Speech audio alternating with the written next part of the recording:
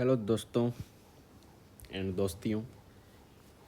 आज का अपना टॉपिक रहेगा कार्डियक साइकिल। कार्डियक साइकिल पढ़ने से पहले ना अपन को यार बेसिक एनाटॉमी का पता होना चाहिए भाई, कि हार्ट की बेसिक एनाटॉमी क्या है। ठीक है, अब सारी बातें तो एनसीईआरटी के हिसाब से करनी पड़ेगी अपन को। चलिए करते हैं। हार्ट का डायग्राम ये रहा। हाँ जी, देखो यार, अपना ये जो वाल बना, एक बार हाँ ध्यान दीजिए, ये वाल अपना मिट्रियल वाल होता है, और बाइकस्पिड वाल भी कहते हैं इसको, बाइकस्पिड वाल। अब ये बड़ा ही खास वाल्व है क्योंकि बहुत ज़्यादा हाई प्रेशर को ये झेलता है, समझे। ये अपना ट्राइकस्पिड वाल्व है, ठीक है, इसका कोई दूसरा नाम भी नहीं है। ध्यान रखना, बाइकस्पिड का ही दूसरा नाम है जो कि लेफ्ट साइड में है, और जो राइट साइड में है वो ट्राइकस्पिड है। अच्छा, ये तो बेसिक एनाटॉमी और देख सीखते हैं अपन। जो राइट एट्रियम है ना, sorry left atrium, sorry left atrium, उसके अंदर टोटल अपने पास 4 वेन्स ओपन करती है। अब रेड कलर में इसलिए दिखा रहा है क्योंकि इसके अंदर ऑक्सीजनेटेड ब्लड है, ऑक्सीजनेटेड पल्मोनरी से आ रहा है ये, इसलिए रेड दिखाया है। लेकिन है ये वेन्स, क्योंकि वेन्स हमेशा ब्लड हार्ट के अंदर लेकर आती है। तो टोटल ओपनिंग कितनी होगी इसकी, एट्रियम के अंदर 4 ओपनिंग। ऐसे ही ये जो अपना राइट एट्रियम है, इसके अंदर ओपनिंग कितनी है, एक इंफीरियर वेना केवा, एक सुपीरियर वेना केवा, 2 ओपनिंग ये है। और एनसीईआरटी में दे नहीं रखी, तो अपन इसका क्वेश्चन भी नहीं पूछेंगे। और भी होती है तो इसका क्वेश्चन आएगा भी नहीं वैसे भी, क्योंकि एनसीईआरटी में नहीं दे रखी वो चीज़ें। तो इसके अंदर टोटल 4 है जो कि डायग्राम में दिख रहा है। इसके अंदर पूछेंगे नहीं क्योंकि एनसीईआरटी में दे नहीं रखा। पूछेंगे तो आंसर क्या जाना चाहिए फिर इसका, 3 जाना चाहिए, क्योंकि जो कोरोनरी आर्टरी है वो इधर ओपन करती है, जस्ट इसके पास में। कोरोनरी वेन, कोरोनरी जो वेन है ना वो इधर ओपन करती है। ध्यान रखना इस चीज़ का, आंसर 3 जाएगा फिर इसका। और वेंट्रिकल की जो आउट फ्लो है वो एक ही है। ये वाला वेंट्रिकल सिर्फ एक वेन नहीं सॉरी आर्टरी के थ्रू जा रहा है, और ये वाला वेंट्रिकल भी सिर्फ एक आर्टरी के थ्रू जा रहा है। इसका मतलब एट्रियम सिर्फ वेन से रिलेटेड है और वेंट्रिकल सिर्फ आर्टरी से रिलेटेड है, क्योंकि वेंट्रिकल सिर्फ आर्टरी को पंप करेगा और एट्रिया में वेन के थ्रू ब्लड आएगा। हर जगह यही हो रहा है। चलो ठीक है, अब कुछ ऐसी बातें करते हैं जो भूतों की कम समझ में आती है। कैसी बातें भाई, ये जो नोट्स दे रखे हैं ना ये वाले, इनके बारे में। ऐसे नोट जो होता है वो अपर राइट कॉर्नर में होता है। अपर राइट कॉर्नर में क्या होता है, ऐसे नोड, और लोअर लेफ्ट कॉर्नर में एवी नोड होता है। अब कहते हैं कि एवी नोड से निकलता अपना एवी बंडल। ये जो मैंने दिखा रखा है वो क्या है, एवी बंडल है। एवी बंडल किस में ट्रेवल करता है, पहले एट्रियो वेंट्रिकुलर सेप्टा में। ध्यान रखना, दे रखा है एनसीईआरटी में सब कुछ। एट्रियो वेंट्रिकुलर सेप्टा में से ट्रेवल करता है कुछ दूरी के लिए। एट्रियो वेंट्रिकुलर सेप्टा में ट्रेवल करने के बाद ये फिर आ जाता है अपने पास, ये थोड़ा पीछे की ओर से आएगा क्योंकि इधर तो वेन आ गई ना, आगे वाली साइड तो अपने कट सेक्शन ले रखा है। ये पीछे से होते हुए आएगा, पीछे से होते हुए आएगा इंटरवेंट्रिकुलर सेप्टा में। ये इंटरवेंट्रिकुलर सेप्टा में आ गया। इंटरवेंट्रिकुलर सेप्टा के टॉप पार्ट में, अब टॉप पार्ट है तो ये एक्चुअल में, लेकिन डायग्राम में ये दिखा रखा है तो इसको अपन मानेंगे। इंटरवेंट्रिकुलर सेप्टा के टॉप पार्ट में आकर के बाइफरकेट कर जाता है। बाइफरकेट मतलब 2 पार्ट में डिवाइड हो जाता है, जैसे ट्रेकिया 2 पार्ट में डिवाइड हो जाती है नीचे आकर के। ऐसे ये इंटरवेंट्रिकुलर सेप्टा के टॉप पार्ट में आकर के, दे रखा है ध्यान रखना, immediately divides into right and left bundle on the top of the interventricular septa. और राइट और लेफ्ट में चलेगी, ये वाली राइट है ये वाली लेफ्ट है। ये कुछ बातें थी जो बहुतों को कम समझ में आती है। पहले ये इंटर एट्रियो वेंट्रिकुलर सेप्टा में ट्रेवल करेगी, फिर टॉप पार्ट में आके बाइफरकेट करेगी। ओके ओके गाइस,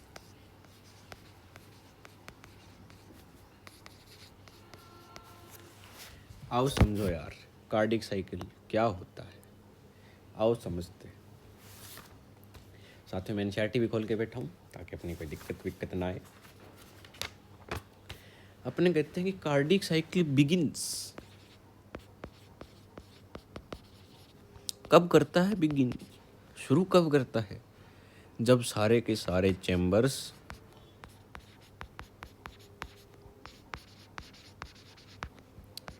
रिलैक्स्ड हो, रिलैक्स्ड स्टेट में हो। ठीक है, इसको अलग टर्म भी दे रखी है, जॉइंट डायस्टोल। जॉइंट डायस्टोल जब सारे चैम्बर रिलैक्स्ड कंडीशन में है, जॉइंट डायस्टोल कंडीशन में है और अपना एट्रियल कॉन्ट्रैक्शन शुरू होने ही वाला है।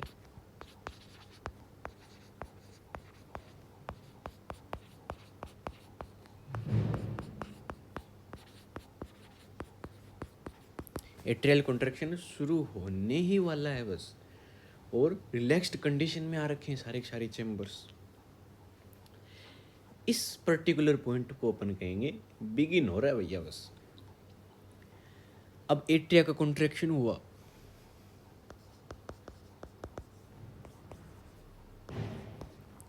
इससे क्या फर्क पड़ा, इससे 30% फ्लो इंक्रीज कर गया एट्रिया टू वेंट्रिकल में। वेट्रिया से वेंट्रिकल में ब्लड फ्लो इंक्रीज कर गया 30% से। समझे, जैसे पहले अपने पास आ रहा था 100 ml एट्रिया टू वेंट्रिकल, फिर अपने पास कितना जाएगा एट्रिया कॉन्ट्रैक्शन होने के कारण 130 ml। अब यहीं पे बच्चे हो गए लामाडुल कि ब्लड फ्लो तो होता ही एट्रिया के कॉन्ट्रैक्शन कारण है, पहले 100 कैसे आ गया। आओ बच्चों यार इस चीज का कॉन्सेप्ट समझते हैं यार। क्या होता है कि सारे के सारे रिलैक्स्ड कंडीशन में है ना, तब भी ये जो अपनी वेन्स है पल्मोनरी वेन्स, ये पल्मोनरी वेन्स, ये पल्मोनरी वेन्स, ये सुपीरियर वेना केवा, ये इन्फीरियर वेना केवा, ब्लड को भरती जा रही है, भरती जा रही है। और ये वाल्व क्या है, क्लोज्ड कंडीशन में है। ये वाल्व क्या है, बंद है जी, बंद। और ब्लड आता जा रहा है वेन्स में, और रिलैक्स्ड भी है सारे के सारे। जॉइंट डायस्टोल में भी है, जॉइंट डायस्टोल है, वेन ब्लड लेके आ रहा है, वाल्व क्लोज है, ब्लड भरे जा रहा है, भरे जा रहा है, भरे जा रहा है। एक प्रेशर जनरेट हो गया, उस प्रेशर के बाद में वाल्व ओपन हो जाएंगे। ये वाल्व ओपन हो गया तो अब बताओ यार, एट्रिया के कॉन्ट्रैक्शन के कारण ही वाल्व खुला? बिल्कुल भी नहीं, एट्रिया के कॉन्ट्रैक्शन से पहले ही खुल चुके हैं वाल्व। और वो वाल्व कैसे खुले, ये ब्लड के कारण। तो ये ब्लड आएगा ऐसे फ्लो करेगा। अब वाल्व खुले हुए हैं पहले से ही, कॉन्ट्रैक्शन से पहले से ही, तो सारा का सारा ब्लड अपना डायरेक्ट ही आ रहा है इसके अंदर। इसके अंदर कुछ आया, एट्रिया के अंदर भी आ रहा है, और वो सारा का सारा फ्लो होके इसके अंदर आया जा रहा है, डायरेक्ट फ्लो हो रहा है। तो ये जो भी फ्लो है वो 100 बता रहा हूँ मैं, एक्चुअल में ना होगा कुछ भी हो, 100 ml मान रहे हैं बस। लेकिन जब एट्रिया कॉन्ट्रैक्शन होगा तब कितना हो जाएगा, 130 ml हो जाएगा। समझे, ब्लड फ्लो इंक्रीज कर जाएगा 30% से। बोलो बच्चों समझ में है कि नहीं? बच्चे तो क्या ही यार आप मेरे, कुछ और ही हो। अब आगे की बात करते हैं। अब ब्लड वेंट्रिकल्स के अंदर आ चुका है, वेंट्रिकल भर चुके हैं, समझे? तो अब क्या होगा, ब्लड को कॉन्ट्रैक्शन के कारण इजेक्ट करवाएंगे, ऐसे ऐसे ऐसे, ये गया ये गया। तो इसके कारण क्या होगा, इस कॉन्ट्रैक्शन के कारण सबसे पहले तो ये वाल्व क्लोज करेंगे, सबसे पहले ये वाल्व क्लोज करेंगे। तो इस वाल्व का नाम बताओ, बाइकस्पिड और मिट्रियल, एक ही बात है, बाइकस्पिड और मिट्रियल। ये वाल्व का नाम बताओ, ये है ट्राइकस्पिड। ठीक है, ओके, चलो छोटी बातें होगी। ये वाल्व सबसे पहले क्लोज करेंगे वेंट्रिकुलर कॉन्ट्रैक्शन में, फिर ये वाले वाल्व ओपन करेंगे, ओपन हो गए, फिर उसके बाद में ब्लड इनके अंदर जाना स्टार्ट कर देगा। बोलो समझे कि नहीं समझे? क्या समझे? ब्लड इकट्ठा हो रहा है, इकट्ठा हो रहा है, इकट्ठा हो रहा है। ये वाल्व क्लोज है, क्लोज है, क्लोज है। वाल्व खुल गए, ब्लड आ गया, पैसिवली आ गया, कोई कॉन्ट्रैक्शन की जरूरत नहीं पड़ी, अपने आप आ रहा है। और भी आए जा रहा है। क्यों आए जा रहा है? क्योंकि वाल्व ओपन है, डायरेक्ट आ जाएगा, डायरेक्ट ब्लड आ रहा है। 100 था, कॉन्ट्रैक्शन के कारण अब 130 हो जाएगा। अब ब्लड इसके अंदर आ गया, अब कॉन्ट्रैक्शन करके इसको बाहर भेजेंगे। कॉन्ट्रैक्शन के दौरान दो चीज़ें होंगी, ये वाल्व क्लोज होगा, क्यों? क्योंकि वेंट्रिकुलर प्रेशर राइज करेगा। फिर फर्दर राइज के कारण ये वाले वाल्व भी ओपन हो जाएंगे। क्या कह रहा है? पहले वेंट्रिकुलर प्रेशर राइज किया तो ये वाले वाल्व क्लोज हो गए, फिर फर्दर वेंट्रिकुलर प्रेशर राइज किया तो ये वाले वाल्व ओपन हो जाएंगे। बोलो समझे कि नहीं समझे? फिर क्या होगा? ये वेंट्रिकुलर प्रेशर फॉल करेगा। फॉल होने के कारण क्या होगा भाई? बोलो बोलो। फिर ये वाले वाल्व क्लोज हो जाएंगे, समझे? फिर और फॉल करेगा, फिर ये वाले भी क्लोज हो जाएंगे, फिर ओपन हो जाएंगे। कैसे? वेंट्रिकुलर प्रेशर राइज किया तो एट्रियो वेंट्रिकुलर वाल्व, ठीक है, वेंट्रिकुलर प्रेशर थोड़ा सा राइज किया तो एट्रियो वेंट्रिकुलर वाल्व क्लोज हो गए। वेंट्रिकुलर प्रेशर और ज़्यादा राइज किया, एओर्टिक वाल्व ओपन हो गए। बोलो समझे कि नहीं समझे? फिर वेंट्रिकुलर प्रेशर फॉल किया, एओर्टिक वाल्व क्लोज हो गए। वेंट्रिकुलर प्रेशर और ज़्यादा फॉल किया तो फिर एट्रियो वेंट्रिकुलर वाल्व ओपन हो गए। ये सीक्वेंस है। सबसे पहले एट्रियो वेंट्रिकुलर वाल्व क्लोज, फिर ये वाले ओपन, फिर ये वाले क्लोज, फिर ये वाले ओपन। समझे कि और ज़्यादा समझाएं? ये रटने वाली बातें हैं। देखो यार, वेंट्रिकुलर प्रेशर राइज कर रहा है, ऐसे राइज किया, फिर फॉल कर रहा है, फॉल कर रहा है, फॉल कर रहा है, फॉल कर रहा है। तो राइज किया, इस वाले पॉइंट पर क्या होगा? एवी वाल्व क्लोज। फिर और ज़्यादा राइज किया, यहाँ पे पहुँच गया, फिर एओर्टिक वाल्व ओपन। फिर फॉल किया, फॉल हो गया तो एओर्टिक वाल्व क्लोज। फिर और ज़्यादा फॉल किया तो एट्रियोवेंट्रिकुलर वाल्व ओपन हो गए। बोलो समझे?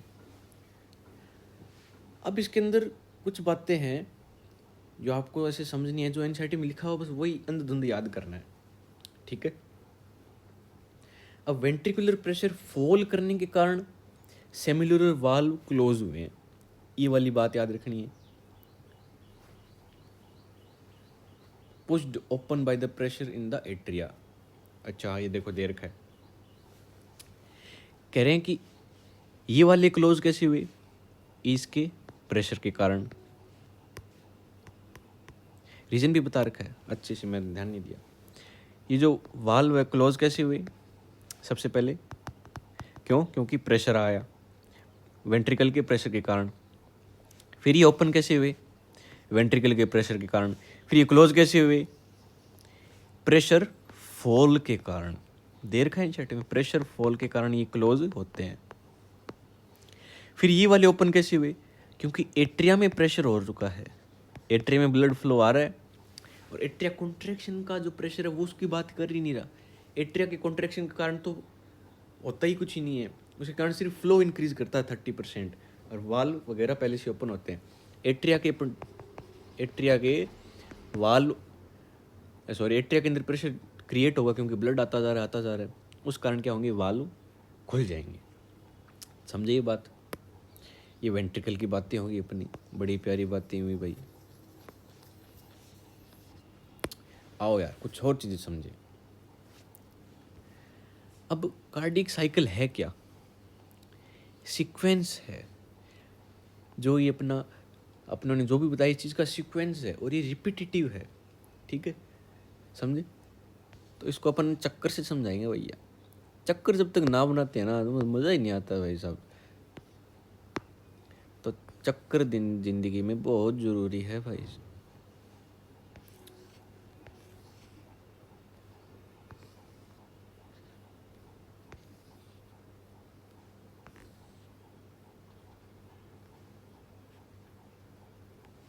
अब देखो अपना जो ये वाला पोर्शन है वो एट्रिया का है, आउटर रिंग जो है ना वो एट्रिया की है, और जो इनर रिंग है वो वेंट्रिकल की है। और जो मैं ग्रीन कलर से शेड कर रहा हूँ ये कॉन्ट्रैक्शन टाइम है। और हर एक ब्लॉक, मतलब ये वाला ब्लॉक, ये और ये वाला एक ब्लॉक, मतलब एक जो स्लाइस है इसकी, पिज्ज़ा मान लो ना आप इसको, ये 0.1 सेकंड को रिप्रेजेंट कर रही है।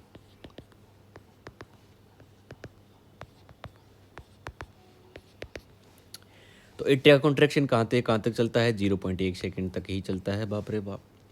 वेंट्रिकल का कॉन्ट्रैक्शन कहाँ से कहाँ तक चलता है, 0.3 सेकंड के लिए चलता है, बाप रे बाप। 0.1 सेकंड, 0.2 सेकंड, 0.3 सेकंड ऐसे। एट्रिया का रिलैक्सेशन कब से कब तक चलता है, एट्रिया का रिलैक्सेशन देख लो 0.7 सेकंड, और वेंट्रिकल का रिलैक्सेशन 0.5 सेकंड। और ये जो बीच का गैप है ये देखिए, ये जॉइंट डायस्टोल अपनों ने खोज निकाला है, ये अपना जॉइंट डायस्टोल आ गया। और कार्डियक साइकिल यहाँ पे बिगिन करता है कब है, जॉइंट डायस्टोल चल रहा है और एट्रिया कॉन्ट्रैक्शन होने वाला है। इस योजक कड़ी, इस जॉइनिंग पॉइंट को क्या कहेंगे अपन, एट्रियल कार्डियक साइकिल बिगिन हो चुका है। क्या, जॉइंट डायस्टोल चल रहा है सारे रिलैक्स स्टेट में और एट्रिया कॉन्ट्रैक्शन होने वाला है, जो कि एनसीईआरटी में नहीं लिखा, मैंने अपने आप से बताया ताकि आपको ये चक्कर भी अच्छे से समझ में आ जाए। इसको अपन कहते हैं। तो देखो यार, अब कुछ और बातें करते हैं अपन। जो अपने पास वेंट्रिकल है से, ये वेंट्रिकुलर चैम्बर है, ठीक है। इसके अंदर दो इनपुट्स हैं, एक से ब्लड आ सकता है, एक में ब्लड जा सकता है ऐसे, और ये चैम्बर कॉन्ट्रैक्ट कर सकता है, यही तो अपना वेंट्रिकल होता है। इसके अंदर ब्लड भर गया वेंट्रिकल के अंदर, अब ये ब्लड इजेक्ट करेगा। तो इस एक बार इजेक्शन में कितना ब्लड वॉल्यूम आया, वो अपना क्या होता है, स्ट्रोक वॉल्यूम।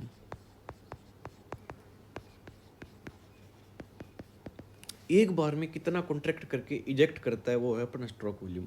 और वो सारा का सारा ब्लड इजेक्ट नहीं करता है, इजेक्शन के बाद में कुछ ब्लड पहले भी रह जाता है, वेंट्रिकल्स के अंदर पहले ही रह जाता है, ठीक है। तो मतलब कुछ अमाउंट ऑफ वॉल्यूम ब्लड का वेंट्रिकल अंदर हमेशा ही रहता है, ठीक है। कभी भी देख लो उससे वैल्यू कम तो अपन को मिलेगी नहीं, ठीक है। ये कॉन्ट्रैक्ट के बाद में इतना वॉल्यूम पहले ही रह जाता है, और ये जो अपना बाहर निकला है ये अपना स्ट्रोक वॉल्यूम बनाएगा। एक इजेक्शन हो गया तो एक बीट की बात हो गई। एक मिनट की बात करें, कितना ब्लड निकाला, वो अपना है कार्डिक आउटपुट, 5 लीटर के करीब होता है। अपने शरीर में टोटल ब्लड कितना है, लगभग 5 लीटर। कार्डिक आउटपुट कितना है, 5 लीटर। इसका मतलब 1 मिनट में शरीर का सारा ब्लड सर्कुलेट कर जाता है। बोलो समझे कि नहीं समझे, ये चीज़ समझनी जरूरी बहुत है यार। पूरे शरीर में ब्लड कितना, 5 लीटर, कार्डिक आउटपुट कितना, 5 लीटर। इसका मतलब 1 मिनट के अंदर सारा का सारा ब्लड अपना जितना भी सारा का सारा सर्कुलेट कर जाता है, सारा का सारा हार्ट से होकर के एक बार के लिए गुजर जाता है, सारा का सारा 5 लीटर, तभी तो होगा। ये अपना हार्ट पड़ा है, ये अपनी पूरी बॉडी पड़ी है, ठीक है, ये भी अपनी बॉडी है। इस बॉडी के अंदर टोटल 5 लीटर ब्लड है, वो सारा का सारा पंप होगा एक बार के लिए, दोबारा बॉडी में चला जाएगा। तो 1 मिनट में जितना पूरा बॉडी में ब्लड है वो इधर चला गया, दोबारा बॉडी में 5 लीटर फिर से हो गया। तो यही तो अपना कार्डिक आउटपुट है। बोलो समझे कि नहीं समझे। फर्स्ट हर्ट साउंड और सेकंड हर्ट साउंड, ये अपनी हर्ट की साउंड्स है। फर्स्ट कब सुनाई देगी भैया? अब देखो यार, आप ताली बजाते हो, मतलब दोनों हाथों को पास में ला के बिठाते हो, तब आवाज़ आती है।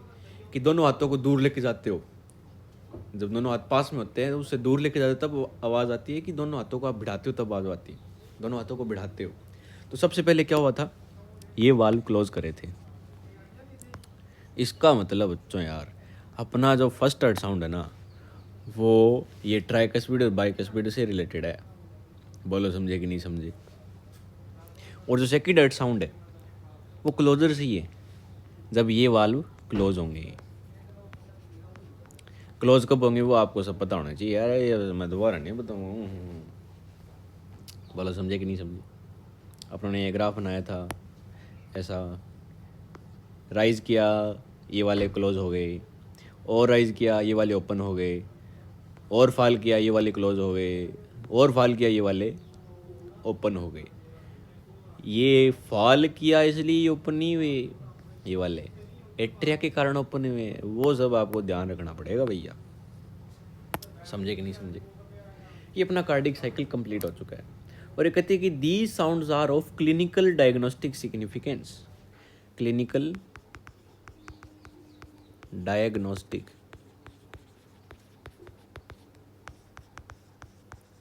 बिल्कुल सही बात है।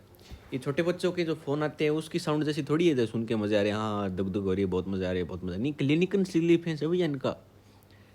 डॉक्टर जो है इनको सुन सुन के बता सकता है कि क्या बीमारी है आदमी को, किसके साथ प्रेम हो रखा है इसको, किसको प्यार करता है, ये सब बता सकता है डॉक्टर। चलिए अब थोड़ा बहुत अपना कुछ मेडुला पॉन्स की बात कर लेते हैं जल्दी जल्दी, जो कि मेरे को आपको समझानी थी बिना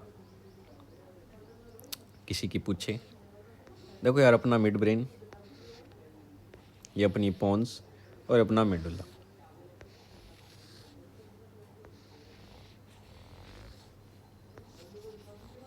ठीक है। अब अपना सीएनएस वगैरह तो मुझे लगता है हट चुका है, लेकिन फिर भी रेस्पिरेटरी सिस्टम में अपना दे रखा है रेगुलेशन, नर्वस रेगुलेशन। कहते हैं कि जो मेडुला है ये अपना है पॉन्स, ये अपना है मेडुला, ये अपना है मिड ब्रेन, ठीक है। याद नहीं रखना है, बिल्कुल नहीं रखना है याद। ये मेडुला के अंदर कहते हैं कि रेस्पिरेटरी रिदम सेंटर होता है।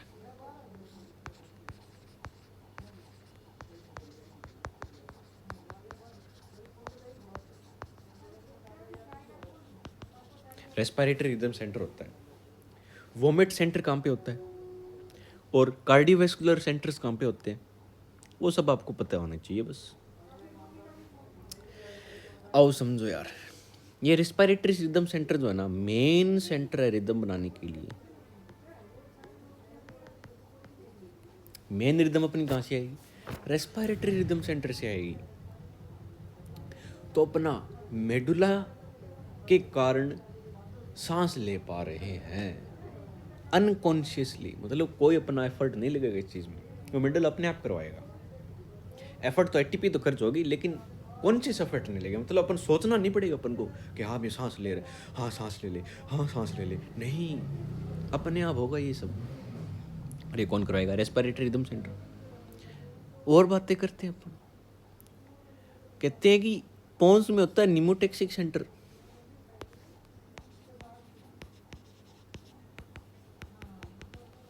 वो इसके फंक्शन को मॉडरेट कर सकता है, कह सकता है कि जल्दी सांस ले और जल्दी सांस ले, या फिर थोड़ा लेट सांस ले, धीरे कर दे सांस को, या फिर जल्दी सांस ले, ऐसे। ये निमोटेक्सिक सेंटर इसको संदेश भेजता है, मॉडिफाई करता है रेस्पिरेटरी रिदम सेंटर को, समझे। अब और बातें आती हैं कि adjacent to the respiratory rhythm centre there are several chemosensitive areas.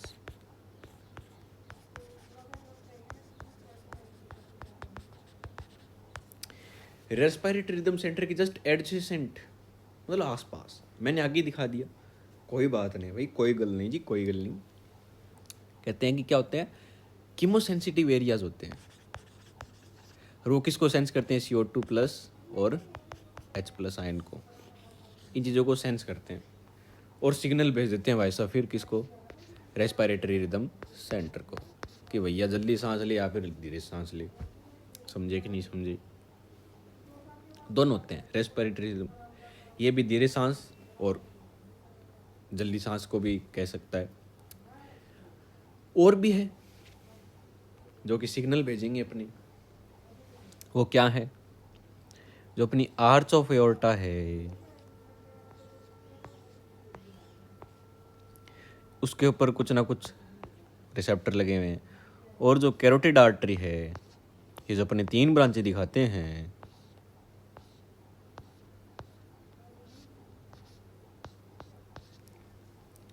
उनमें इस वाली ब्रांच के बाद में जाकर एक ब्रांच और निकलती है और इधर भी एक ब्रांच पहले निकल जाती है। दोनों कैरोटिड आर्टरीज हैं।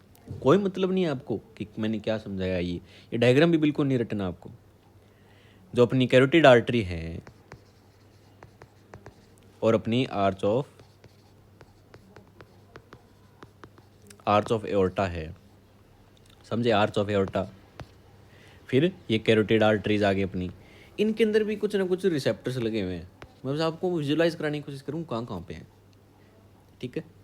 जो अपने गले में जो अपनी पल्स आती है, धक धक हो रहा है, हार्ट धक धक कर रहा है, जैसे नाड़ी चेक करती है ना गले में हाथ लगा के, वो अपनी कैरोटिड पल्स होती है। कैरोटिड आर्टरी के अंदर अपनी पल्स देखते हैं, वो कैरोटिड आर्टरी अपनी। और आर्च ऑफ एओर्टा आपको पता ही है, उनके अंदर क्या है, कीमोसेंसिटिव्स हैं।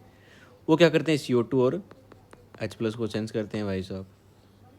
अब सारी जगह CO2 और H+ आ गई, O2 का तो कोई रोल ही नहीं दिखा भाई। O2 is very insignificant. बोलो समझे कि नहीं समझे? मैंने क्या बताया बच्चों आपको? मैंने आपको ये बताया कि एक रेस्पिरेटरी रिदम सेंटर होता है। रेस्पिरेटरी रिदम सेंटर होता है, वो मेन है। इसको बाद में संदेश आते हैं कहाँ कहाँ से, इन कीमोसेंसिटिव एरिया से। ये जो अपना ये एओर्टिक आर्च, इसमें ये सेंस भेजते हैं कि जल्दी जल्दी सांस ले भाई, CO2 बढ़ चुकी है। ये कीमोसेंसिटिव एरिया है, ये भी संदेश भेजता है। और पोन्स वाला रीजन भी इसको संदेश भेजता है। बोलो समझे? तो रिसेप्टर्स देखो अलग अलग जगह है। ये हार्ट के आसपास रहा, ये सेंट्रल नर्व सिस्टम के अंदर रहा, और मॉडिफाइंग सेंटर्स भी है कुछ ना कुछ, ठीक है। तो अपना रेगुलेशन ऑफ रेस्पिरेशन हो गया। ये कईयों को समझ में नहीं आता, ये भी मैंने समझाने की कोशिश की है। Okay, thank you.